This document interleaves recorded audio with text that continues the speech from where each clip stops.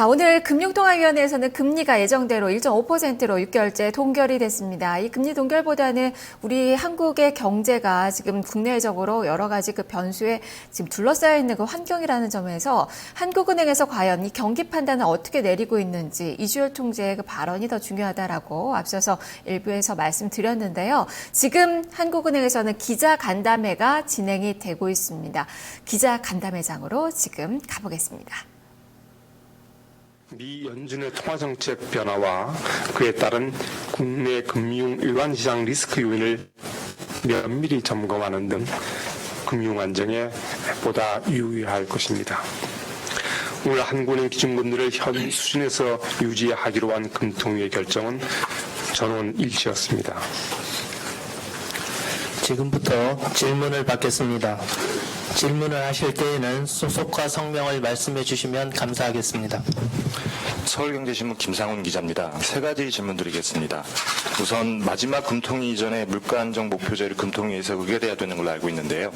기획재정부랑 협의가 어디까지 돼 있는지, 그리고 어제 KDI가 그 물가 목표 수준을 낮추되 폭은 유지하라는 의견을 냈었는데 여기에 대해서 어떻게 생각하는지 답변 부탁드리고요. 두 번째는 다음 주 열리는 미국 FOMC 회의에서 금리 인상 가능성이 높아 보이는데요. 비우량 회사채나 변동금리 가계대출에 대한 우려도 커지고 있습니다. 이런 이유에서 금융위는 회사채 시장 안정 방안을 검토하고 있고 내년 1월에 시행되는 대출심사 가이드라인은 지방 적용을 늦추기로 했는데요. 하느니 할 수 있는 게 무엇인지 답변 부탁드리고요. 세 번째는 KDI가 내년 성장률을 사실상 2% 중반대로 낮췄는데요. IMF의 낙관적인 인식을 바탕으로 해도 성장률이 3.0%라고 했습니다. 바꿔 말하면 내년 3.2% 전망한 한국은행의 전망도 낙관적이라는 얘기가 될 수 있는데요. 더 떨어진 국제유가 같은 최근 변수를 고려하면 한은의 내년 전망이 지금은 더 부정적일 수 있다고 봐도 되는 건지 답변 부탁드리겠습니다. 네, 현재 물가안정 목표제와 관련해서는 그간 정부와 협의를 진행해 왔고 곧 이제 마무리 단계에 있습니다. 최종안이 확정되는 대로 그 내용을 이제 발표하겠습니다. 저희들은 그 다음 주에 그 새로운 물가 안정 목표를 이렇게 여러분들에게 발표할 그럴 계획으로 있습니다. 이제 미 연준의 금리 인상 가능성이 상당히 이제 높아져서 여러 가지 지금 우리 김 기자님께서 그때 그 예상되는 상황에 대해서 한국은행이 뭘 할 수 있느냐 이렇게 질의를 하셨는데 사실상 우선 미 금리 인상은 좀 뭐 급작스럽기보다는 어느 정도 이제 예상이 되어 왔던 터고 그다음에 앞으로의 그 인상 속도도 현재 예상으로는 완만할 것으로 이렇게 전망되기 때문에 금융시장에 미치는 영향이 이제 제한적이지 않겠느냐 이렇게 예상을 하면서도 저희들이 그 파장이 의외로 커질 수 있는 그런 상황도 염두에 두고 있습니다. 그래서 우리 국내 금융시장의 불안이 높아질 경우에의 대응 방안, 소위 컨틴전시 플랜이라고 하는 것을 저희들이 이제 마련해 놓고 있습니다. 그것을 소상히 밝힐 수는 없고. 만약 1차적으로 생각할 수 있는 것이 이제 금융시장이 불안해진다면 저희들이 한국은행은 아무래도 시중 유동성을 여유있게 관리하는 것이 필요하지 않겠나 이렇게 생각하고 있습니다. 지난달 하순에 단기 금리가 급등한 적이 있습니다. 그때도 한국은행은 공개 시장 운영을 통해서 은행 지수율을 여유있게 관리함으로써 단기 금리를 안정시킨 바 있습니다. 그래서 우선 시중 유동성을 금융시장 불안이 심화될 경우에는 여유있게 관리하는 것도 우리가 쉽게 생각할 수 있는 하나의 방안이 될 수 있고 지금 아까 회사채 시장 말씀하셨는데 회사채 시장이 거의 우량 기업에까지 또 파급이 되고 대출 시장도 영향을 주고 그런 상황이 생긴다고 한다면 또 그땐 저희들이 적절히 조치를 취할 거고 그런 안정화 조치는 한국은행 혼자만으로 한다기보다는 정부와 이제 협의해서 이렇게 안정화 노력을 실시할 그런 준비는 되어 있습니다. KDI의 내년 전망을 저도 이제 봤습니다. 내년도 경제와 관련해서 저희들이 1월 달에 한군이 보는 그런 모습을 이제 설명드리겠습니다만, 지난번 저희들이 10월 달에 내년도의 전망치를 아주 대략적으로 말씀드린 바 있습니다만, 그 이후에 여러 가지 여건 변화가 있었던 게 사실입니다. 글로벌 경기 회복세가 좀 생각보다 좀 약하고, 또 유가의 하락세가 또 예상외로 또 그 큰 폭으로 진행되고 있는 점, 이것은 뭐 분명히 하방 리스크가 될 것입니다. 그렇지만 저희들이 뭐 얼마 전에 한중 FTA도 발효가 됐고, 그다음에 경제 관련 법 아직 국회가 다 끝나지 않았기 때문에 그런 뭐 입법 추이 같은 것도 다 저희들이 보고해서 그런 여건 변화를 모두 감안해서 내년 1월 중에 한국은행이 보는 2016년도 경제 모습을 말씀드리도록 하겠습니다. 예, 다음 질문 받겠습니다. 머니터 위원입니다. 그 11월 의사록에 그 금리 결정을 연 11회에서 8회로 줄이는 방안을 논의하자는 내용이 처음으로 포함이 됐는데요. 이게 금통위 처음으로 이게 공식적으로 나온 걸로 봐서 사실상 내부적으로 이미 결론이 난 내용인지 여부가 궁금하고, 이게 24일 금통위에서 논의될지 여부도 궁금하고요. 제도가 바뀌면 이제 내년부터 당장 적용될지 그 여부도 궁금합니다. 총장님이 이 제도 변경에 대해서 어떤 견해를 가지고 계신지도 궁금하고요. 그 시장에서 이게 만약에 줄인다면 그 뭐 노이즈를 줄이자는 차원에서 이렇게 나온 아이디어로 아는데, 시장에서는 이제 소통은 더 부족해질 거라는 우려도 있습니다. 여기에 대해서 어떤 보완책이 있으신지도 궁금합니다. 네. 정책 관련 다른 나라 사례를 이렇게 잠깐 말씀드린다면, 미 연준은 오래전부터 8회고, 그다음에 이제 다른 나라 주요국 일본은행도 내년부터는 8회로 이제 축소할 계획으로 있습니다. 그래서 연준 내외 20이라든가 또 영란은행, 뭐 일본은행 주요 선진국들이 통화정책 결정회의를 한 8회 정도로 이제 축소하고 있는데, 이 축소하고 있는 이제 주된 이유는 뭐냐면은, 통화정책이라고 하는 것은 이제 파급시차를 고려해 볼 때 중기적 시기에서 또 중기적인 전망을 토대로 통화정책 결정이 이루어지는 것이 바람직한데, 매달 하게 되면은 월 단위의 경제 지표에 시장이 너무 과민하게 반응하는 그런 경향이 있어서, 그것이 금융시장의 변동성을 키우고 그다음에 바람직하지 않은 그런 기대를 형성하는 그런 부작용이 있기 때문에 주요국들이 통화정책 회의를 이렇게 줄이는 것으로 되어 있습니다. 한국은행도 그러한 국제적인 어떤 관행이라고 할 거예요. 그런 중앙은행의 여러 관행 같은 걸 반영해서 이 문제를 회의 횟수 줄이는 것을 저희들이 지금 그야말로 진지하게 검토를 하고 있습니다. 그렇지만은 내년에는 현행대로 유지할 계획으로 있습니다. 결론은 저희들이 곧 내겠지만은 우선 시행 시기는 내년이 너무 시기적으로 좀 촉박하기 때문에 그 이후로 하고, 현재로서는 내년은 지금과 같이 매달 통화정책 결정회의를 개최하는 것으로 이렇게 생각하고 있습니다. 아까 그렇게 줄였을 경우에 여러 가지 소통 문제를 말씀하셨는데, 그런 것을 포함해서 저희들이 어떤 보완 방안도 다 같이 검토를 해서 결론을 곧 내도록 하겠습니다. 예, 다음 질문해 주시기 바랍니다. 예, 동아일보 유재동 기자입니다. 두 가지 질문 드리겠습니다. 오늘 새누리당 당정에서 이런 얘기가 있었습니다.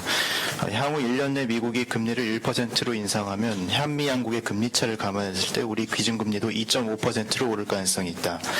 만약 금리가 현재 상태에서 1%포인트 이상 상승하면 가계부채나 한계기업에 충격이 될 수 있다. 실제로 전문가들이 미국이 내년에 금리를 1%포인트 올린다고 가정했을 때 우리도 최소한 0.5%포인트 이상은 올려야 된다는 그런 얘기가 있습니다. 이에 대한 견해를 말씀해 주시고요. 두 번째 질문은 현재 가계부채 안정화 방안의 시행 시기를 놓고 부처 간 이견들이 있는데 경기 회복세를 유지하는 것이 더 중요한지 아니면 가계부채와 기업부채의 안정적 관리가 더 중요하다고 판단하시는지 견해를 말씀해 주십시오. 네,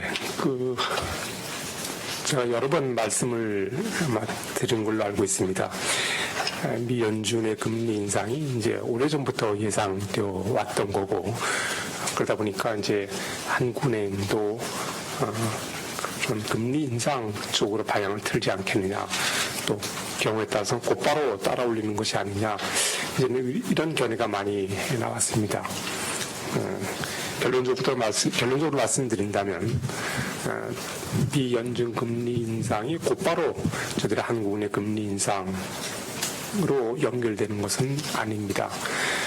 저들이 지금 현재 미 연준의 금리 인상이 이제 시장의 상당 부분 반영이 되어 있고 또 앞으로 속도도 완만할 것이기 때문에 우리 한국을 포함한 다른 나라도 대응하는 데는 조금 그래도 시간적 여유가 저들이 있지 않나 이렇게 생각을 하고 있습니다.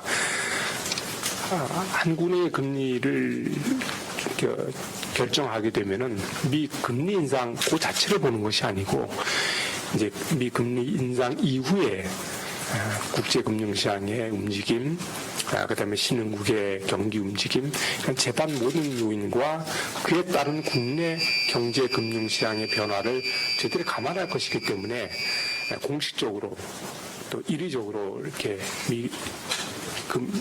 페드가 금리 올린다고 해서 한국의 금리 이렇게 따라 일어나는 것은 아니다는 말씀을 제가 거듭 강조를 합니다.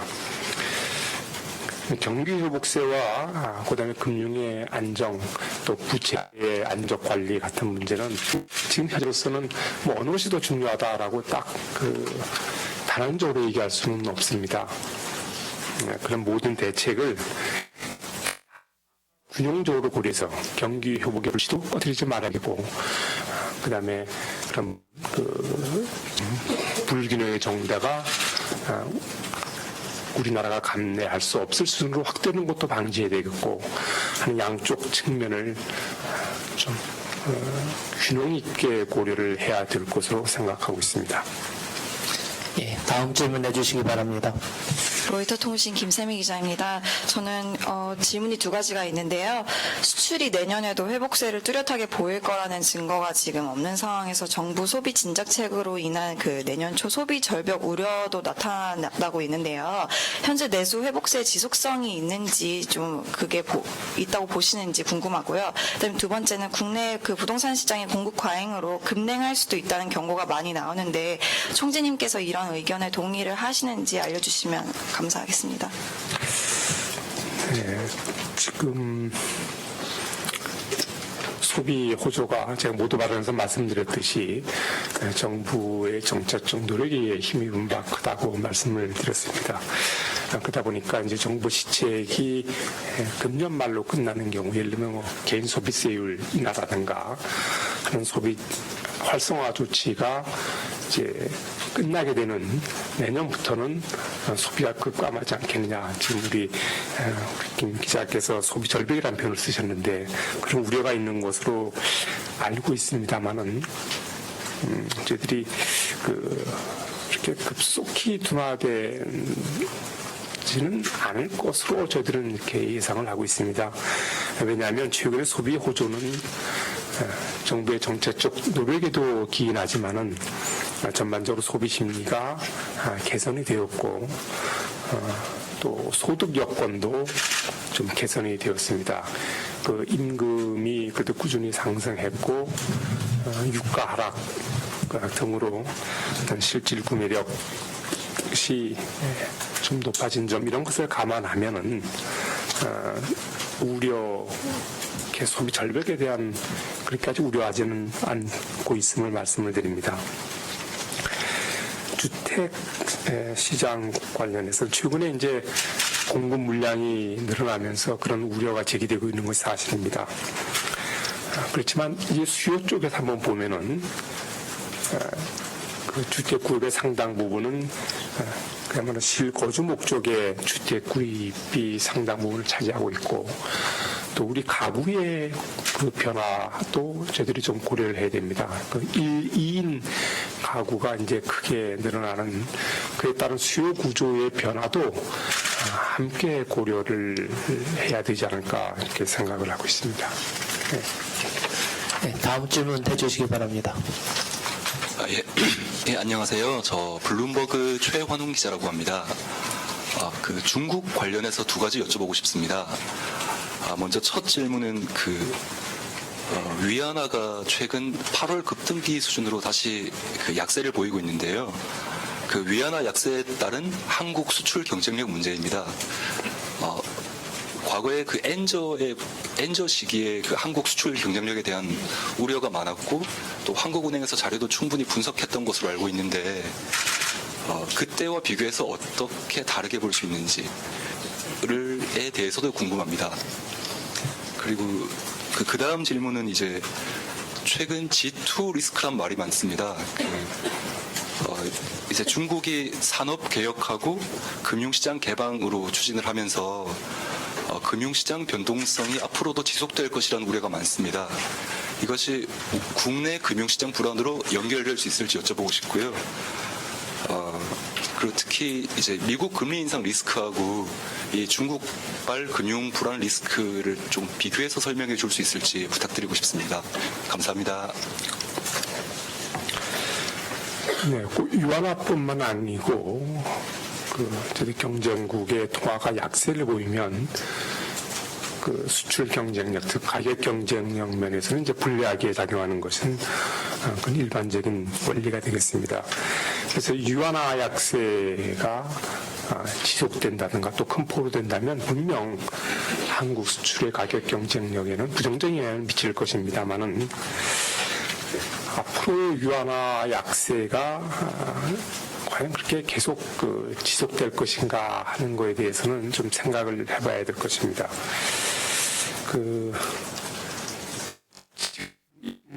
일반적인 예상은 중국 유한화 되면서 중국 쪽이 이제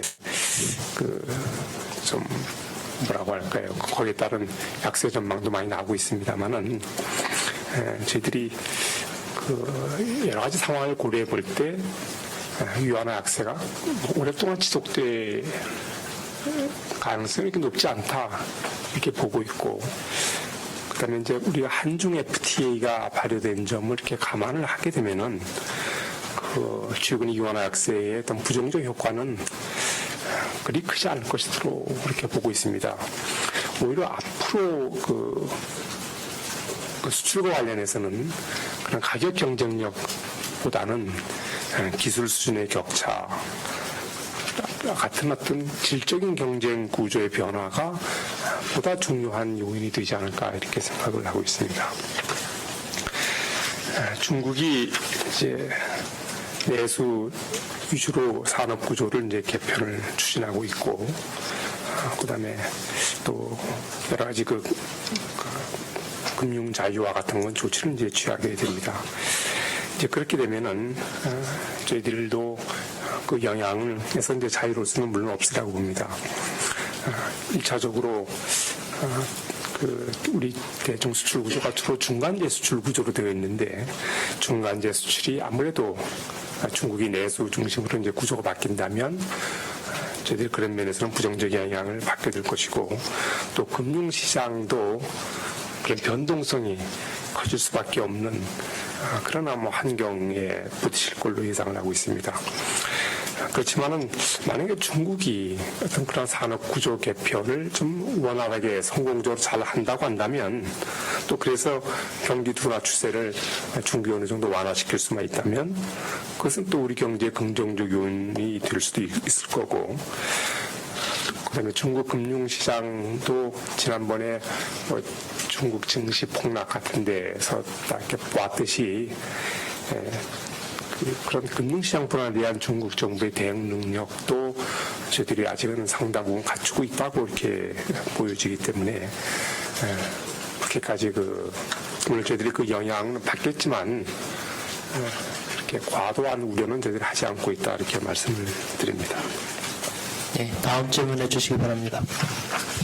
네, 나인프로엑스의 오준호 기자입니다. 몇 가지 질문을 드리겠는데 우선 최근에 국내 주식시장에서 외국인 자금이 계속 좀 빠져나가고 있는 중인데요. 이 자금 이탈의 원인이 좀 뭘로 판단을 하시는지 이게 미국 금리 인상을 앞두고 실제로 그 자본의 이동이 좀 나타나는 징조라고 보시는지 여쭤보고 싶고요. 이거 관련해서 오늘 아침에 당정에서 그 외국인 채권 과세 세율을 필요할 경우 좀 내릴 수도 있다라는 이야기가 나왔는데요. 이런 그 규제 완화 같은 부분들 좀 하는도 생각하시는지 여쭤보고 싶습니다. 그 다음에 최근에 외환시장에서 달러원 환율이 굉장히 많이 최근 이틀 사이에 많이 올라왔는데요. 최근의 시장 흐름에 대해서 총리님 생각은 좀 어떠신지 간단히 여쭤보고 싶고요. 그 다음에 11월 수출이 이제 전년 동월 대비 4.7% 줄어서 감소폭이 조금 감소를 했는데 이 부분이 선박 수출이 굉장히 많이 늘어난 영향인 걸로 일단 분석이 되는데요.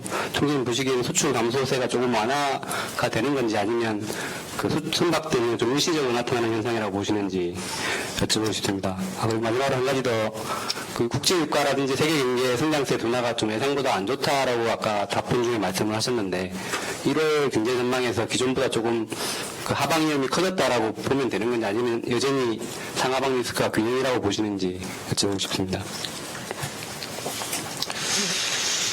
네, 첫 번째 그 외국인 주식 자금 그 감소와 관련된 질문인데 저희들이 사실 미국의 금리 인상이 이제 다음 주로 실시될 것으로 이렇게 예상은 되고 있습니다만 그 기대는 좀 있었습니다.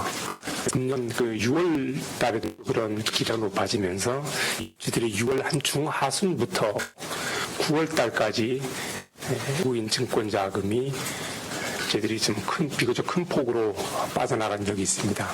10월 달에는 조금 플러스로 돌아섰다가 사실 11월 들어서 이제 미국 금리 인상이 좀 더 가시화되면서 최근 들어서 주식 자금이 나가고 있는데 그 나가고 있는 자금의 이렇게 성격을 보면 해치 펀드를 중심으로 한 단기 투자자 중심으로 지금 자금 유출이 이루어지고 있습니다. 또 최근에 이제 유출에는 일시적인 어떤 요인도 가세한 측면이 있습니다. 그 중국의 그 미국 예탁 증서가 MSCI 지수에 이제 편입이 되면서 그 지수에 영향을 받는 외국인 투자자가 자금을 좀 인출한 그런 일시적 요인도 가세한 측면이 있습니다. 앞으로 미금리 인상이 이제 시작이 되고 그다음에 신흥국의 경제 금융 쪽이 상황이 좀 이제 안 좋게 되면 선진국으로의 어떤 자금이 흘러 들어가는 그런 현상은 있을 것으로 예상을 합니다. 그렇지만 한국의 경우에는 그 기초경제 여건이라든가 특히 일반 건전성 또 큰 폭의 경상수지 흑자 이런 걸 감안해 볼 때 그런 전 세계적인 자금 이동 과정에서도 한국의 영향은 좀 제한될 것으로 저들은 예상을 하고 있습니다.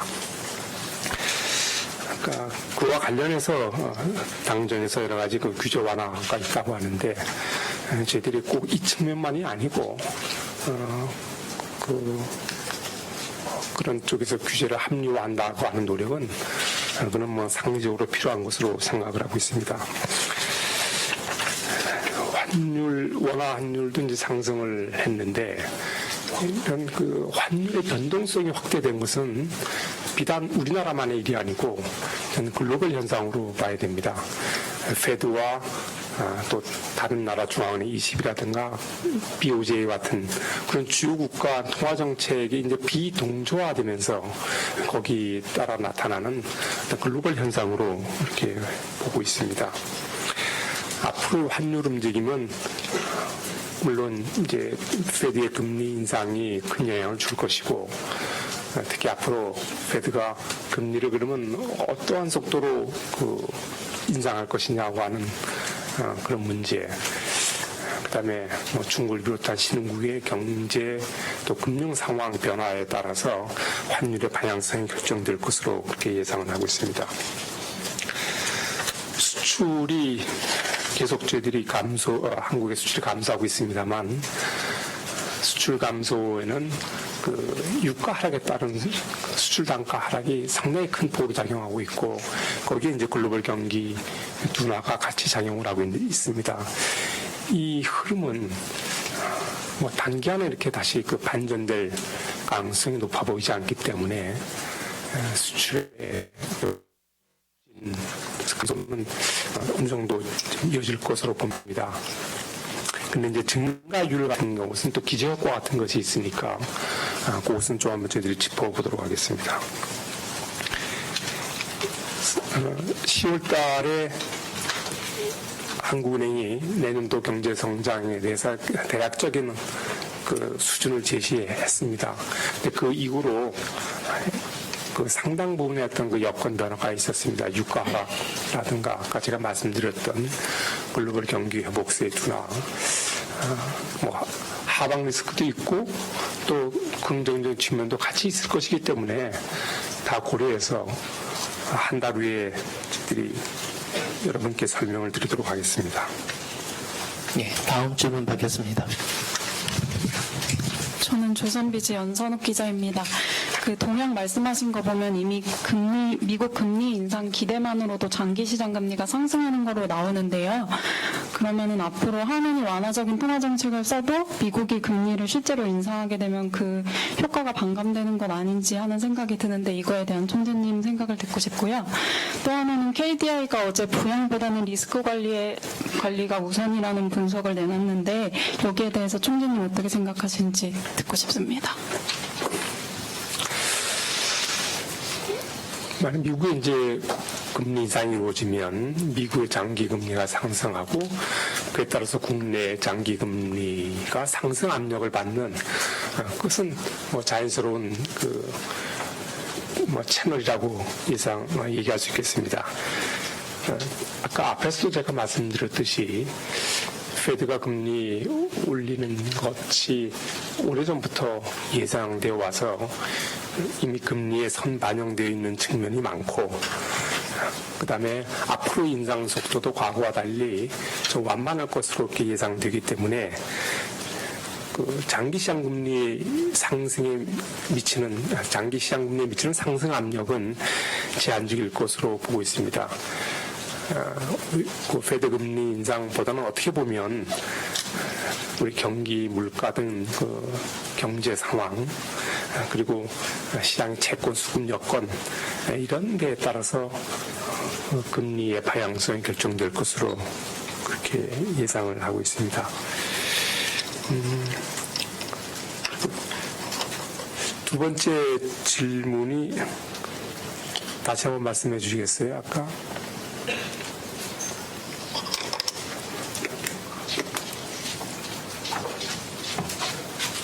어제 KDI에서 경제 전망 발표하면서 그 부양보다 리스크 관리가 우선이다라는 말을 내놨거든요.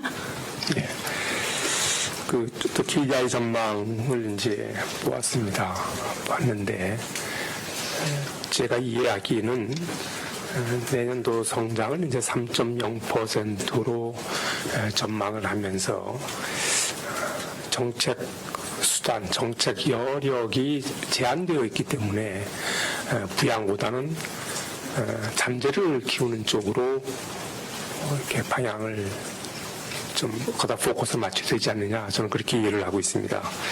3% 이제 성장이면은 저희들이 잠재 수준이 과거보다는 내지 낮아져서 3% 초반 이렇게 예상을 하고 있습니다. 그걸 감안하면 3% 성장 하에서는 아무래도 진짜 이제부터는 잠재력을 키우는 쪽으로 되게 우선순위가 둬져야 된다고 하는 것은 그건 뭐 올바른 방향이라고 저는 생각을 하고 있습니다. 예, 다음 질문해 주시기 바랍니다. 예, 저 내일신문 김영선입니다. 그 앞에 질문하고 좀 이어지는 것 같은데요. 그 리스크 관리 관련해서 KDI에서 얘기한 것 중에 하나가 이 가계빚을 우려하면서 이 DTI 상한을 내릴 것을 제안을 했습니다. 한은도 가계빚을 많이 우려하는 입장인 것으로 아는데 이런 방안에 대해서 좀 공감을 하시는지 궁금하고요. 또 아까 위안화 얘기 잠깐 나왔는데요. 그 위안화 SDR 편입 자체에 대해서 총재님 평가를 들은 적이 없는 것 같아서 한 말씀 부탁드리고요. 또 우리나라에 대한 영향 관련해서 이 원화와 위안화 환율의 동조화 전망이 있고 또 외환보유액의 그 위안화 비중을 확대해야 한다라는 전망도 있습니다. 이 각각에 대한 의견이 어떠신지 궁금하고 또 원화 국제화에 대한 이런 얘기가 많이 나왔었는데 가시적인 성과는 없는 것 같습니다. 그 원화 국제화 노력이 충분하다고 보시는지 궁금합니다. 네. 그 가계부채와 관련해서 이제 DTI 규제를 강화하는 그런 안이 오래전부터 나왔습니다. 저희들이 그 관계 부처에 물론 한국은행도 같이 이제 참여했지만은 여러 관련 부처에서 가계부채 종합관리 대책을 만들었습니다. 그 과정에서는 이제 물론 부처마다 좀 의견 차이가 있긴 했습니다만은 그 합의를 이루어내서 그 방안을 이제 실시할 예정으로 되어 있습니다. 구체적으로 뭐 DTI에 대한 한군의 견해를 답변 드리기보다는 그렇게 되면 혹시 행여나 또 부처 간의 이견으로 비춰질 가능성도 있기 때문에 구체적인 그 개별 사안에 대한 입장은 제가 밝히지 않고 단지 가계부채가 그 사이에 빠른 속도로 늘었고 특히 작년에 LTV DTI 규제 완화 이후에 상당히 그 소득 증가를 웃도는 그런 빠른 속도로 왔기 때문에 이것을 포함한 전반적인 그 가계부채 누중 억제책은 좀 그 조속히 실시될 필요가 있다 이렇게 생각을 하고 있습니다. SDR에 이제 중국 유안화가 편입된 이 사실은 유안화의 국제화가 상당히 진전되었음을 의미를 하고 있습니다. 유안화가 그 위장의 제고됨에 따라서 앞으로 이제 결제, 그다음에 보유 그런 측면에서 유안화 수요가 늘어날 것이고 그렇게 되면 그것은 장기적으로 봤을 때는 유안화의 어떤 강세, 그다음에 중국으로의 자본 유입 요인으로 작용할 것으로 그렇게 생각합니다. 그러나 이것은 어디까지나 장기적으로 나타내는 그런 현상으로 저는 이해를 하고 있습니다. 그에 따라서 이제 원화도 아까 말씀드렸듯이 그런 여러 가지 영향을 받겠습니다만 꼭 이제 시간을 두고 나타날 것이기 때문에 저희들이 그에 따른 준비는 좀 하고 있습니다. 국제화는 사실상 원화 국제화는 대외 여건이라든가 또 국내 경제 여건을 동시에 고려해서 그야말로 그 기대 효과가 훨씬 클 때 추진하는 것이 맞습니다.